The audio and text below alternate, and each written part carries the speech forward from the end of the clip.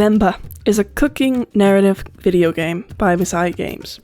In it we follow Venba and her husband Pavalan as they navigate living in Canada as immigrants and raising their son, Gavin, in between both Canadian and Tamil culture. The themes of this game therefore include identity and what belonging in a culture really means. The game is pretty short, only taking me about an hour and a half to complete. It certainly packs an emotional punch, however, and I think if the game was longer, it wouldn't have been nearly as effective.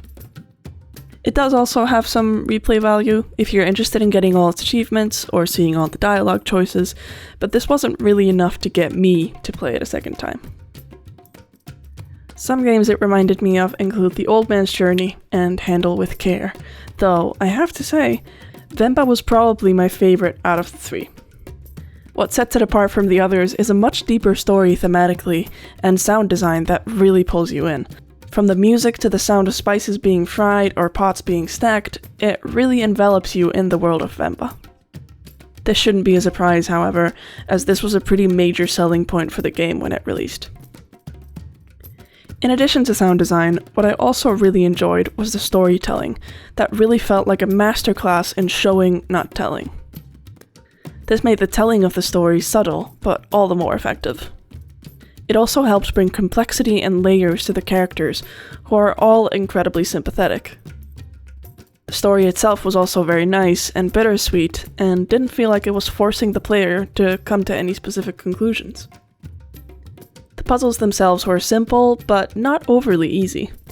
Overall, I really found myself enjoying them, and being excited for the next one, whether it was making a whole feast or just cooking some idlis or dosa.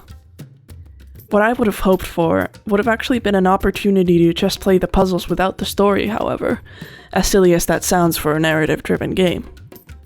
But this is just because I feel like the puzzles themselves would be capable of standing on their own in kind of a little to the left-esque way, and could be really enjoyable that way. Overall, I think I'd give this game a 4 out of 5.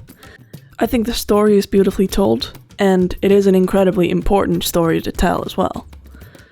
The sound design is amazing, and the gameplay is very enjoyable.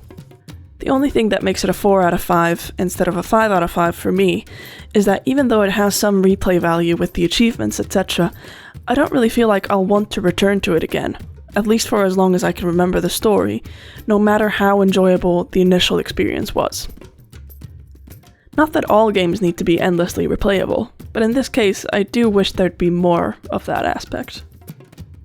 Thank you for watching. As always, make sure to subscribe for more Games I Play.